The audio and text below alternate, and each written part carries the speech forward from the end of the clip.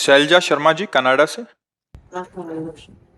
जी। राधे राधे गुरुदेव, आपके चरणों में कोटि कोटि प्रणाम। महाराज जी, अज्ञान किसे होता है? शरीर तो मुर्दा ही है, वस्त्र ही है, और चेतन तो सब पता है चेतन को। तो महाराज जी, अज्ञान किसे होता है? शीशा देखते हो आप? क्या दिखाई देता है? क्या दिखाई देता है शीशा में? अपना भी दिखते है? अपने अपनी ही शक्ल दिखाई देती है महाराज। आप यही तो मानते हो ना कि मेरी शक्ल है। इसी को अज्ञान कहते हैं। इसी को अज्ञान कहते हैं। जब तक ज्ञान नहीं होगा तब तक वो समझ में ही नहीं आएगा, सब अज्ञान ही है। गो गोचर जहां लग मन जाई, सो सब माया जानो भाई। मैं और मोर तोर तय माया, जेहि बस कीन्हे जीव निकाया। जैसे आप प्रश्न कर रहे हैं कि आत्म स्वरूप चैतन्य घन है, शरीर जड़ है, इसके बीच में मन है, उसका परिचय पाया। सारा खेल इसी मन का है। मन ही बंधन और मोक्ष का कारण है। परमात्मा में लगा हुआ मन मोक्ष, और विषयों में, शरीर अभिमान से, भोगों में, शरीर संबंधियों में, यही बंधन का कारण है। ना आत्मा का कभी बंधन हुआ है, ना है, न कभी होगा।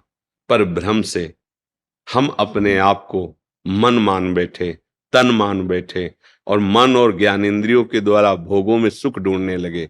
हम अपने को स्त्री मानते हैं, पुरुष मानते हैं। इसी के कारण परस्पर राग, इंद्रिय विलासिता, यही अज्ञान है।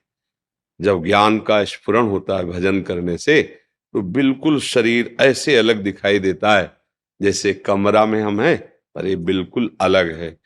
वस्तुतः ये जो पांच भौतिक है, ये भी वैसे ही पांच भौतिक है, रचना है हमारे प्रभु की। देखो, इसमें भी जल, पृथ्वी, वायु, आकाश शब्द का परिचय शब्द से होता है। जहां शब्द है वहां आकाश तत्व है। तो वायु, अग्नि, जल, मिट्टी, आकाश, ये पांचों तत्व हैं। इसमें भी इसी से बनी है। ईंट पत्थर जो भी है ना, ऐसे ही ये भी पांचों तत्व से बना है। अब इसका ऐसा रूप चैतन्य घन से प्रकाशित है कि रक्त, मज्जा, मांस आदि, और ये शुष्क काष्ठ की तरह शुष्क है। बका इसमें भी भगवान है, इसमें भी भगवान है। ये भी पांच भौतिक है, ये भी पांच भौतिक है। इसमें अंतर्हित, इसमें चेतना युक्त है। ये जड़ संबोधन में आ गया और ये चैतन्य संबोधन में आ गया। बकाया कोई अंतर नहीं।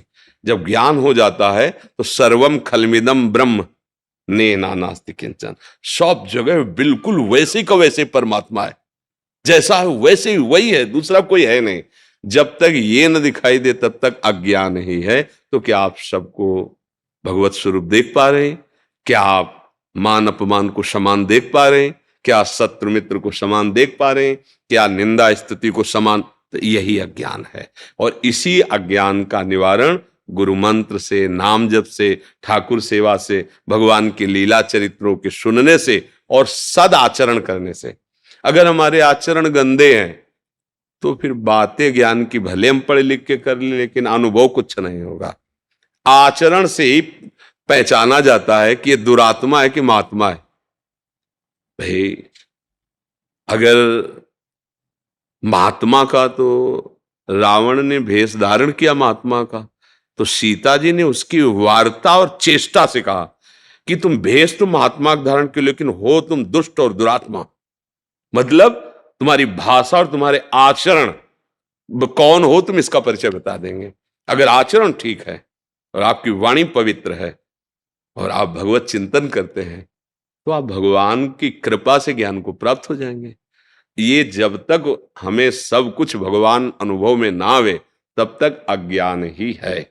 जब तक इंद्रियां भोगों में मचलती हैं तब तक अज्ञान ही है। भगवान ने गीता जी में कहा है, श्रद्धावान लभते ज्ञानम तत्पराय संयतेन्द्रिय ज्ञानम लब्ध्वा पराम शांति मचिरेणाधिगच्छति। जो श्रद्धावान पुरुष होता है, शास्त्र और संतों पर श्रद्धा, उसको ज्ञान प्राप्त होता है। कौन सा ज्ञान? हमें क्या करना चाहिए, क्या नहीं करना चाहिए। अभी वो सच्चा ज्ञान नहीं, अभी चलने वाला ज्ञान। इस ज्ञान से वो अपनी इंद्रियों को अधर्माचरण से हटा लेता है। और जे ही धर्माचरण आचरण पवित्र हुए, जितेंद्रिय हुआ, अब भजन के प्रभाव से उसे शुद्ध ज्ञान होता है, जो आत्म का, आत्मज्ञान जिसे कहते हैं। अब उसकी जो स्थिति है, परम शांति हृदय में आ गए। आनंद, मन आनंद में, चित्त आनंदमय, बुद्धि आनंदमय, अहम आनंदमय, वो आनंदमय आत्मस्वरूप सर्वत्र अनुभव में आने लगता है। अभी तो ककारा भी नहीं आता, जैसे कहे ना, तो अभी परमार्थ का, जिसे परमार्थ कहा गया, ककारा भी नहीं आता। तो ऐसा करे सहज भाव में, हे प्रभु मैं आपका हूं, और जो नाम प्रिय लगे खूब नाम जप करो, और जिनको आप जानते गंदे आचरण है उनको मत करो। फिर आप देखो आपकी उन्नति, अध्यात्म उन्नति होने लगी, आपको शांति मिलने लगी, आपका हृदय आनंदित होने लगेगा, आपको सुंदर सुंदर ज्ञान की स्फुरणाएं होने लगेंगी। आगे बढ़ोगे तो सुंदर लीलाओं का दर्शन होने लगे। अब अभी चिंतन भोगों करते हैं तो स्वप्न भी गंदे आते हैं, विचार भी गंदे रहते हो, जीवन भी गंदा हो गया। अब दिव्यता का अनुभव कैसे हो? पहले गंदी बातों को रोको, दिव्य भगवान का नाम है, भगवान का आश्रय है, भगवान की लीला चरित्रों का स्मरण, तो ये सब गंदगी पहले पवित्र हो जो हमारे अंदर भरी, तब ज्ञान का स्फुरण होगा। वो शुद्ध ज्ञान, परम शांति, न कोई चाह है, न कोई भय है, न कोई किसी तरह का संकट विपत्ति का अनुभव है। शरीर में है, बाहर भी है, लेकिन अंदर में नहीं है। अभी क्या है, बाहर व्यवस्था है, सब बढ़िया ऐसे ही लगा है, और अंदर छाती जल रही है, क्योंकि जो चाहिए वो अंदर चिंतन नहीं है। इसलिए भगवान अनन्यस चिंतयन्तो माम, भगवान का चिंतन, भगवदाश्रय, इसी से शुद्ध ज्ञान का प्रादुर्भाव हो जाएगा।